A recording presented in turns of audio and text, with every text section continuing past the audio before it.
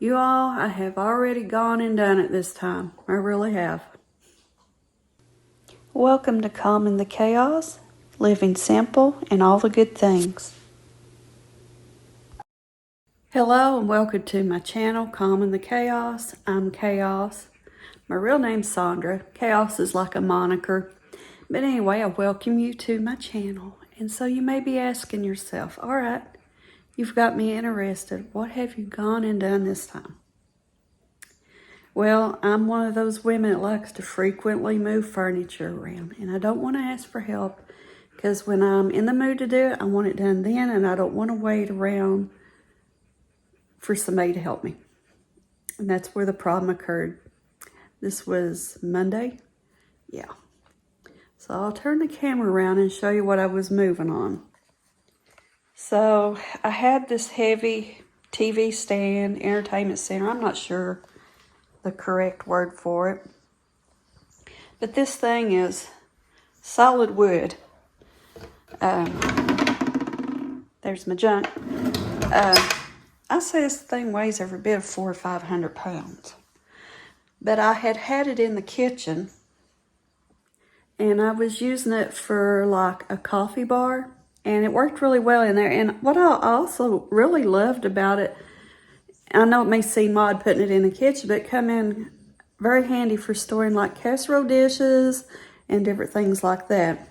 So anyway, let's go to the scene of where it all went down. Now look over my messy kitchen. I haven't cleaned today. I've got to get in here directly and do some of those things. But I had that, I'm going to call it entertainment center, which I was using for a coffee bar over here. Well, I moved it from there through here. And it's so heavy too, y'all. So I come to this doorway here. And if you'll notice, when I step in through here, there is a little step down. Okay. So I was on this side, pushing that big heavy entertainment center through here. And I got the first end down, touching on the other floor.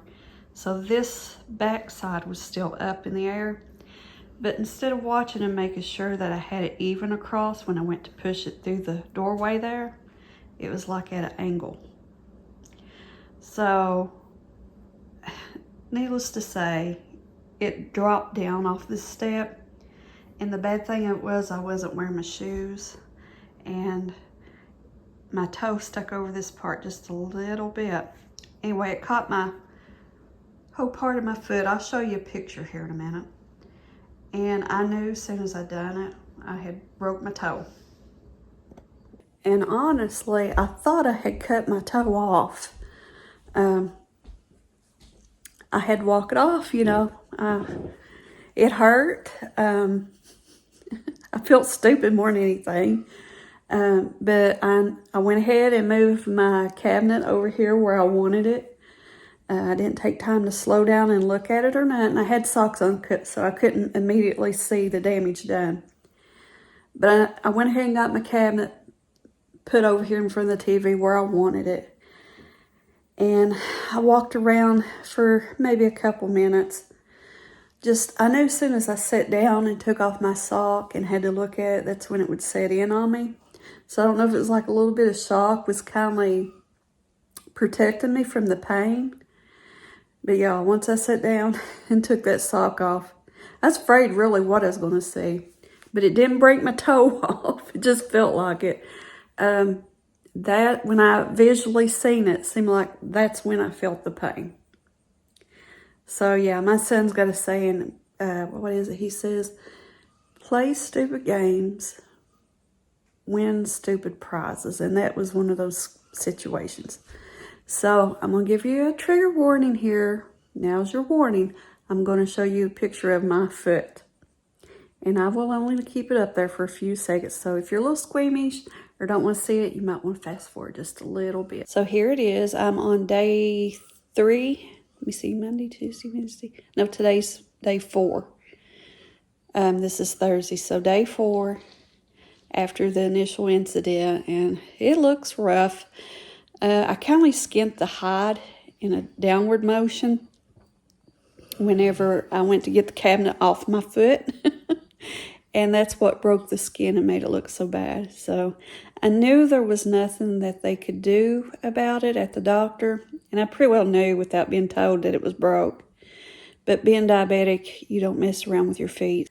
So I went on to the doctor, and my son's like, "Mom, you're going." He says, "You don't mess with your feet." So he was adamant too.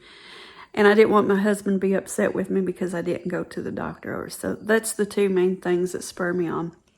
And they did x-ray, confirmed, yeah, you've broke your toe. And she did give me some antibiotics, so that was good because where it had broke the skin. And of course I had to get a tetanus shot. And I tell you, I think that tetanus shot now on day 4 is hurting worse than the toe. But you know, it don't matter how old we are. We always have something to learn. And my husband, he asked me, he says, "Did you learn anything?" I said, "Yeah, next time wear shoes and pay more attention to what I'm doing." Oh. So now that confession time is over, I want to take you in here to the kitchen, and I'm going to show you my bread after it's baked in that bread maker. It always turns out so pretty. So I'm going to turn the camera around and show that to you real quick. It's still got to cool before I can slice it. It turned out so pretty.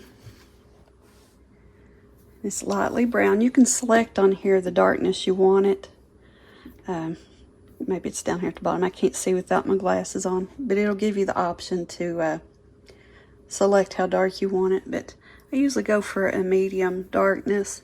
It's still pretty warm, so I'm going to allow it to cool some more. I'm going to put my little tea towel back over it. I raise the lid up so that it can let all that heat out after the bread is baked, and I just place me a little towel over it to keep anything like a fly or anything coming through and landing on it. So I'm going to allow that to finish cooling, and then I'll bring you all back here in a little bit when I go to cut this up. A few hours later, and my bread has cooled and it's ready to start slicing. And I always have to give this a little shimmy and a little shake to get the bread to come loose, because the little paddle that's in the bottom bakes inside of the bread when it's baking. So it takes a little maneuvering to get it to pop on out.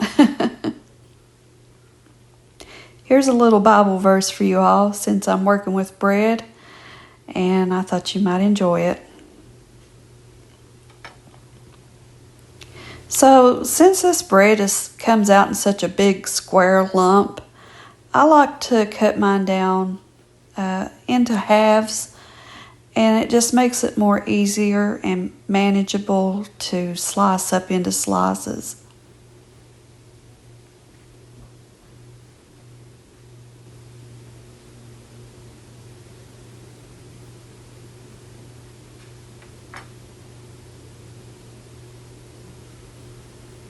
I got this bread slicer off from Amazon. I'll put a link to it in the description box below. It's the best alternative I've found so far for getting even slices of bread. And the only thing that I don't really like about it is it's made from bamboo, and I'm not very careful sometimes, and so my knife tends to slice into the bread slicer, and sometimes I lose a little bit of wood off of it.